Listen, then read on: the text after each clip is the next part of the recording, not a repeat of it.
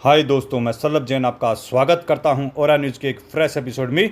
रूस के 4000 किलोमीटर भीतर तक ड्रोन अटैक, क्यों यूक्रेन के हमले से भारत को सबक लेने की ज़रूरत। यूक्रेन ने जिस तरह रूस के ड्रोन हमले किए हैं उससे भारत को सीख लेने की आवश्यकता है। इन हमलों से पता चलता है कि भारत को सीमा पर काउंटर ड्रोन सिस्टम की तैनाती के बावजूद देश के अंदरूनी हिस्सों की सुरक्षा बढ़ाना जरूरी है।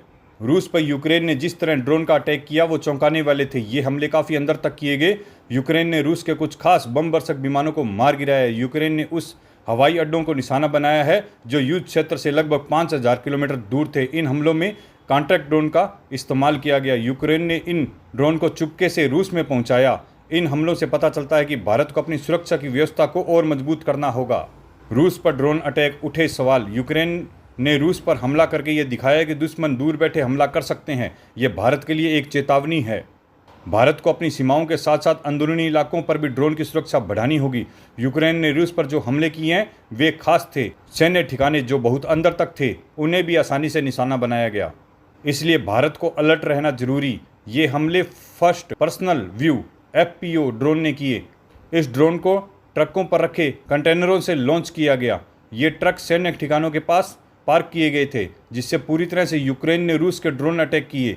जिस तरह से यूक्रेन ने रूस पर ड्रोन अटैक किए उससे भारत को भी अलर्ट रहने की ज़रूरत है। भारत का काउंटर ड्रोन सिस्टम में और निवेश करना चाहिए।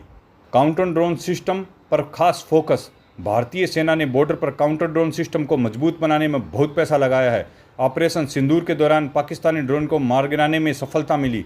इससे पता चलता है कि ये सिस्टम कितने कारगर हैं। लेकिन जो ठिकाने देश के अंदर गहराई में है उनके पास अभी तक ड्रोन के बचाव का कोई अच्छा सिस्टम नहीं है। अभी बॉर्डर के पास जो सिस्टम इस्तेमाल किया जाता है जो मल्टीलेयर ग्रिड है, जिसमें जैमिंग उपकरण, एयर डिफेंस गन शामिल हैं।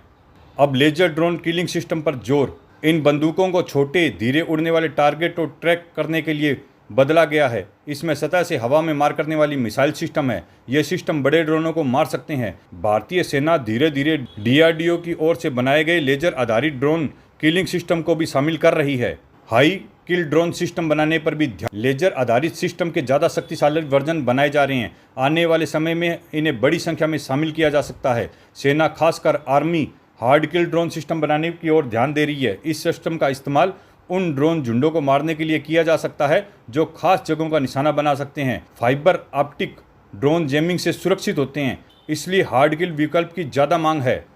माइक्रो मिसाइल सिस्टम का ट्रायल। आर्मी एक मोबाइल माइक्रो मिसाइल सिस्टम का ट्रायल कर रही है। इसे ड्रोन झुंडों को मारने के लिए बनाया गया है। नेवी खास तौर पर यूक्रेन जैसे ड्रोन हमलों के लिए ज़्यादा संवेदनशील है, क्योंकि इसके बेस और खास ठिकाने युद्ध क्षेत्र से बहुत दूर हैं। इसका मतलब यह है कि दुश्मन आसानी से ड्रोन भेजकर हमला कर सकते हैं, इसलिए नेवी को ड्रोन से बचाने के लिए खास तैयारी करनी होगी।